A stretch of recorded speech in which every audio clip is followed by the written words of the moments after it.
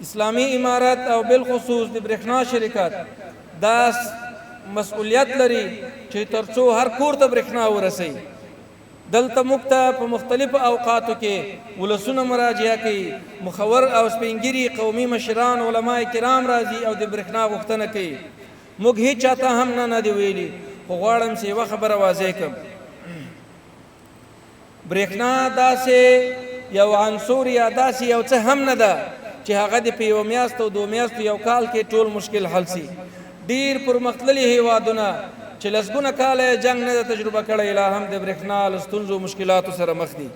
افغانستان خو داسې یو هیواد ده چې 40 کاله دلته د دې وطن د دفاع په خاطر جنګونه یا په نورو برخو کې په نورو قسمونو جنګونه او په دغه هیواد کې هر ورځ ویني، هر ورځ شهیدان مړي او هر ورځ د دې سلګونه کورنۍ د غم په ټغر ناستې وي. نو د برېښنا هغه نیمګړې پروسه، د برېښنا هغه نیمګړی سیستم دا به لږ وخت له موږ څخه غواړي. موږ به انشاءالله خپل کوشش کوو چې د 5 کلو کار په یو کال کې وکړو.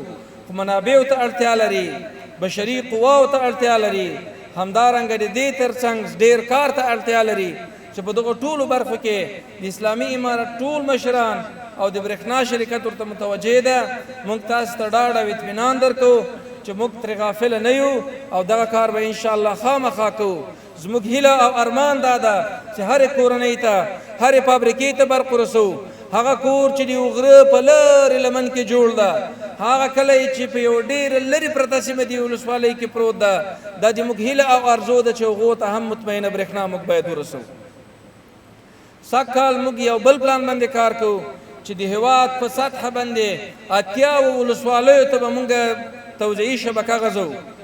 زه له دغه ځایه اعلان کوم په ټولو ملي او نړیوالو سوداګرو، راسئ زموږ دروازې درته خلاصې دي، راسئ په خپل هېواد کې پانګونه وکړئ.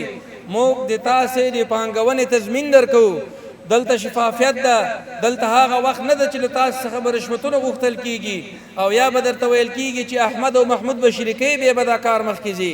نه، دلته به د شفافیت او تعهد ډاډ درکول کیږي. تاسو به هم ګټه وکړئ، تاسو ته هم کافي ګټه درکول کیږي. ولس به مو هم له برېښنا څخه برخمن سي. له نن څخه موږ دا اعلان کوو، هر پانګوال چې راځي له موږ سره د ولسوالیو په توزیعي شبکه کې برخه اخلي، زموږ دروازې ورته خلاصې